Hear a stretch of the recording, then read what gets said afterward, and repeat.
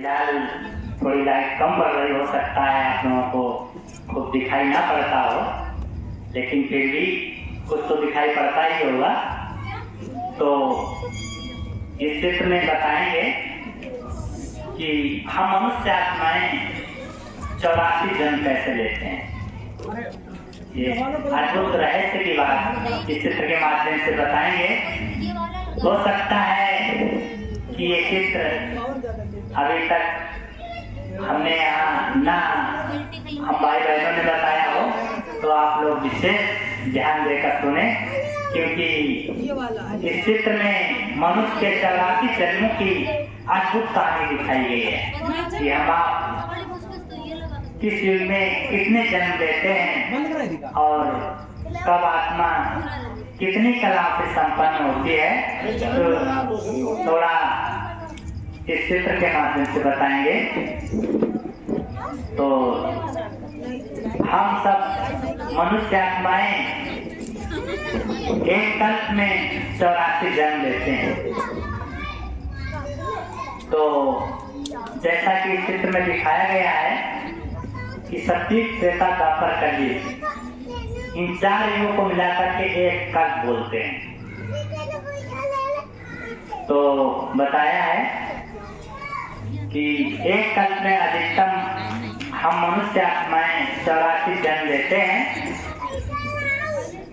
तो देखिए, हम आप मनुष्य आत्माएं आज सती से शतरंग मंच पर आए हुए हैं, अपना अपना पार्ट बजा रहे हैं और अब तक हम आत्माओं के घर चलने का समय है। तो थोड़ा इस चित्र पर थोड़ा प्रकाश डालते हैं। तो देखिए, इस सत्य चक्र में सबसे पहले सत्युग आता है। सत्युग में आत्मा जो है सतो प्रधान होती है, गोल्डन है, होती है, माना सोने तुल्य होती है। तो सत्युग में आत्मा जो है सतो प्रधान होती है। ओम शांति बहन जी, बाद में बात कर रहे हैं ना, बहुत समय मिलेगा, बाद में कर लेना, बहुत अच्छी बात है, कल कर रहे हैं। ओम शांति। तो बताया है सतयुग में सबसे पहले राधे कृष्ण का जन्म होता है और उन्हीं का जब स्वयंवर हो जाता है, ये लक्ष्मी नारायण कराने लगते हैं। राधे कृष्ण जो है 16 कला से संपन्न होती है। सतयुग में मनुष्य आत्माएं 16 कला से संपन्न होती है और सतयुग में मनुष्य आत्माएं 8 जन्म लेती हैं, 8 गतियां करती हैं सतयुग में। और इसकी आयु 1250 वर्ष है, 1250 वर्ष चल रहा है। तो बताया है जब मनुष्य आत्माएं 8 जन्म लेते हैं, 1250 वर्ष बीतते हैं, तो इसके बाद त्रेता युग आता है। त्रेता युग में राम और सीता का राज्य होता है। इसमें आत्मा जो है सिल्वर एज में आ जाती है, माना कि चांदी तुल्य रह जाती है। सतयुग में आत्मा सोने तुल्य होती है और त्रेता में चांदी तुल्य होती है। इसमें मनुष्य आत्माएं 14 कला से संपन्न होते हैं। इसकी भी आयु 1250 वर्ष है। इसमें 12 जन्म होते हैं। तो इन दोनों को मिलाकर के स्वर्ग ही होते हैं। यहाँ एक धर्म, एक राज्य, एक भाषा, एक कुल, धार्मिक सत्ता एक के हाथ में होती है। सिंह और गाय भी एक हाथ पानी पीते हैं। इसको शिवालय बोलते हैं, इसको शिवालय बोलते हैं। हम समस्त आत्माएं यहाँ पूजनीय होते हैं, यहाँ कोई पुजारी नहीं होता है। तो बताया है इसके बाद एक बार भारत में जल पलायन होता है और जब जल पलायन होता है तो भारत कई हिस्सों में बट जाता है। तो नई, जैसा कि बताते हैं कि वास्को डी गामा ने अमेरिका की नई दुनिया की खोज की। कहने का मतलब जहाँ जहाँ जल पलायन होने से जहाँ जहाँ टापू हो जाते हैं तो वहीं लोग रहने लगते हैं, वहीं से अनेक देशों का जो जन्म होता है। इसके पहले केवल एक भारत ही होता है। इसीलिए देखिए, आप लोगों ने जो है पढ़ा होगा हर जगह या सुना होगा, कोई ऐसा देश नहीं जिसमें जिसको माँ का दर्जा प्राप्त हो। एक भारत ही ऐसा है जिसको माँ का दर्जा प्राप्त है, क्योंकि जितने भी संसार में देश हैं सभी भारत से निकले हैं। वो अलग चीज है कि हम इतिहास उतना नहीं जानते हैं, लेकिन भारत सभी का माँ है।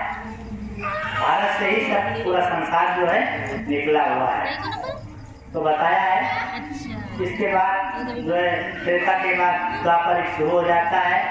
तो द्वापर युग शुरू होते ही इन 5 विकारों की प्रवेशता हो जाती है। ये जो काम, क्रोध, मोह और अहंकार होते हैं, इनकी प्रवेशता हो जाती है। और जब 5 विकारों की प्रवेशता हो जाती है तो मनुष्य आत्मा जो होती है वो दुखी होने लगती है। और जब दुखी होने लगती है तब वो भक्ति और पूजा का सहारा लेती है। द्वापर से ही भक्ति और पूजा शुरू हो जाती है। तो बताया है सबसे पहले अव्यभिचारी पूजा होती है। अव्यभिचारी माना एक ही। सबसे पहले निराकार शिव की पूजा होती है।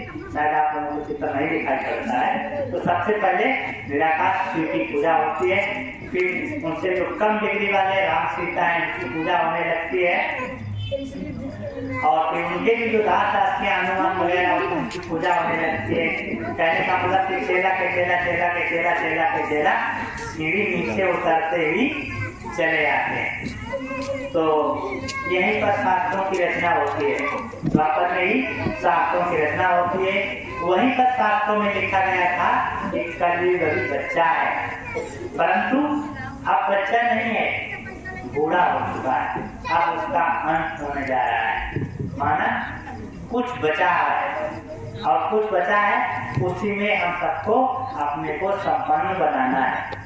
कलयुग बच्चा नहीं, इसमें नहीं रहना कि कलयुग बच्चा है, अभी तो हमारा बहुत समय पड़ा हुआ है, हम बाद में अच्छे कर्म कर लेंगे। तो ऐसा कदापि नहीं सोचना, क्योंकि पता नहीं हमारा कौन सा सांस अंतिम सांस हो सकता है, किस घड़ी हमारा बुलावा आ जाए।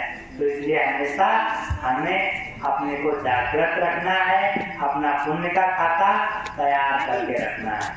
क्योंकि हमारे शास्त्रों में लिखा है कि कलयुग बच्चा है, वो किसी ने काट के नहीं लिखा है कि बूढ़ा हुआ या जवान हुआ।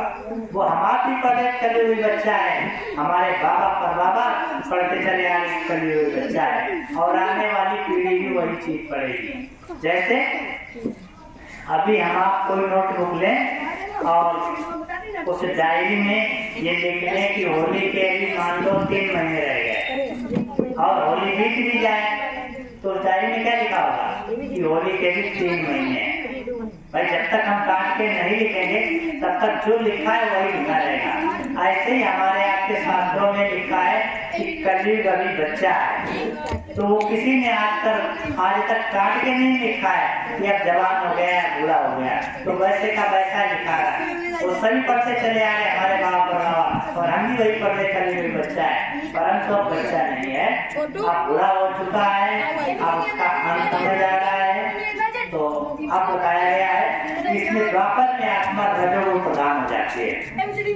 यहाँ पर 21 जन्म होते हैं, आत्मा जो है द्वापर में आ जाती है।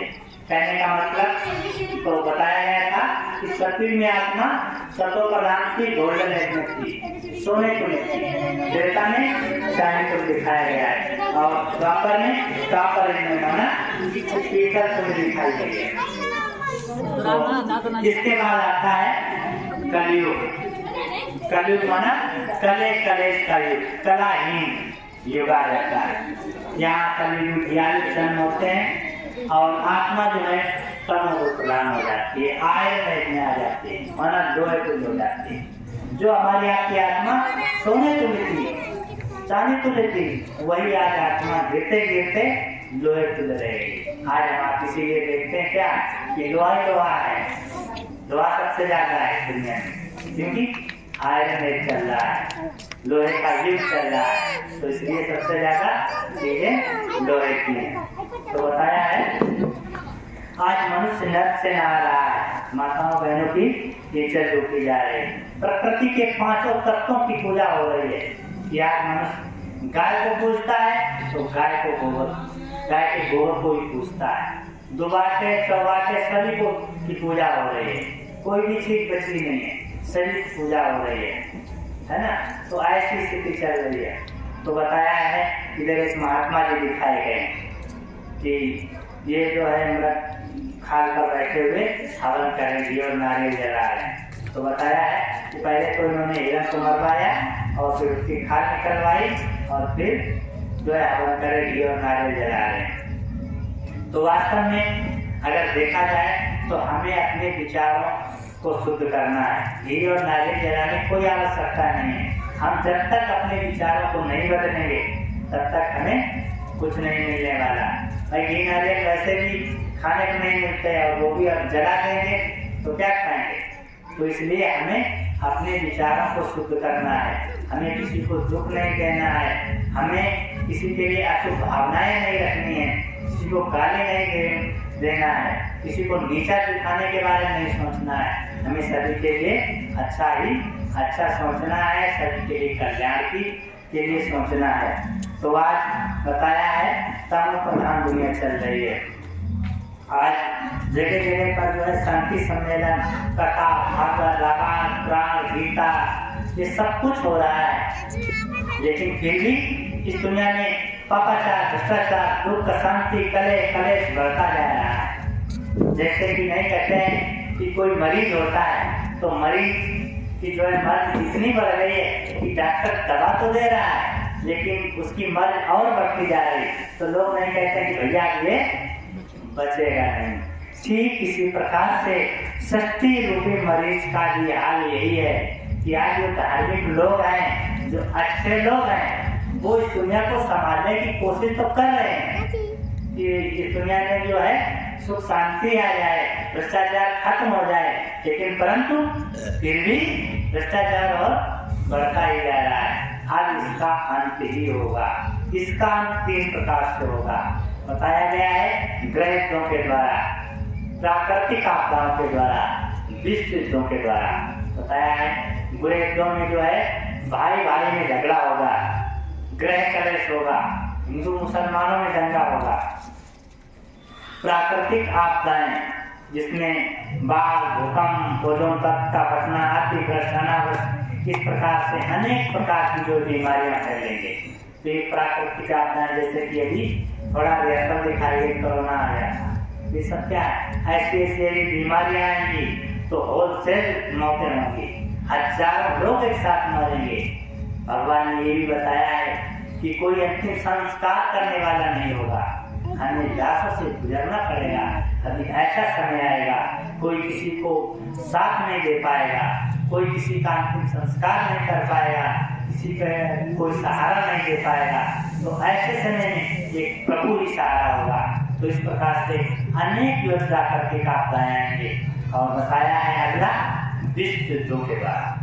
विश्व युद्धों में एटम, परमाणु, मिसाइल, हाइड्रोजन बम, इनके द्वारा जो है महाविनाश होगा। तो ऐसे समय में अपने आप को बचाने के लिए तो अभी से जो भगवान का यथार्थ परिचय जान करके और उसे जो याद करेगा, अपने किए हुए 63 जन्मों के पापों का बोझा भगवान की याद में दर्ज करेगा, स्वाहा करेगा, वही सोने वाले महाविनाश में खुशी खुशी से जो है परम धाम में जाएगा और परम धाम में जा करके इस स्वर्ग में आएगा और देवी देवता बनेगा। तो इस प्रकार से सृष्टि चक्र चलता रहता है, क्योंकि ये संसार हमेशा चलता रहता है, ये कभी भी रुकता नहीं। एक चक्र की बात जो है हमेशा चलता रहता है। जैसे जो है सप्ताह में 7 दिन होते हैं, सोमवार, मंगलवार, बुधवार, फिर वही दिन आते हैं, है ना। या वर्ष में 12 महीने होते हैं, भाई जनवरी, फरवरी, मार्च, अप्रैल, दिसंबर तक आया, फिर वही जनवरी, फरवरी। ठीक इसी प्रकार से इसमें भी सृष्टि चक्र में भी सत्य, त्रेता, द्वापर, कलयुग, सत्य, त्रेता, द्वापर, कलयुग, इस प्रकार से चक्र हमेशा चलता ही रहता है। और हम सब आत्माएं जो है अजर अमर अविनाशी हैं। हम सब आत्माएं शरीर लेते और छोड़ते रहते हैं। हम जो है कभी भी नहीं मरते हैं, हम आत्माएं कभी भी नहीं मरते हैं। हम केवल क्या है, शरीर को जो है लेते और छोड़ते रहते हैं, कर्मों के अनुसार हमें अगला जन्म मिलता रहता है। जैसे भी हमारे संस्कार होंगे, जैसे हमारे कर्म होंगे, उसी के अनुसार हम आपको जो है अगला जन्म मिलता रहता है। तो इस प्रकार से सृष्टि चक्र चलता है। संसार शब्द का अर्थ है कि सरित संसार जो कि नदी के समान हमेशा बहता रहता है, चलता रहता है। तो इसलिए सच्ची नाटक में हम आप सबका अविनाशी पाठ ढूंढा हुआ है। इस आत्मा के अंदर अविनाशी पाठ ढूंढा हुआ है। हम सब आत्माएं अविनाशी है। तो इस प्रकार से ये 84 जन्मों की अद्भुत कहानी हुई। अब अगले चित्र के माध्यम से बताएंगे कि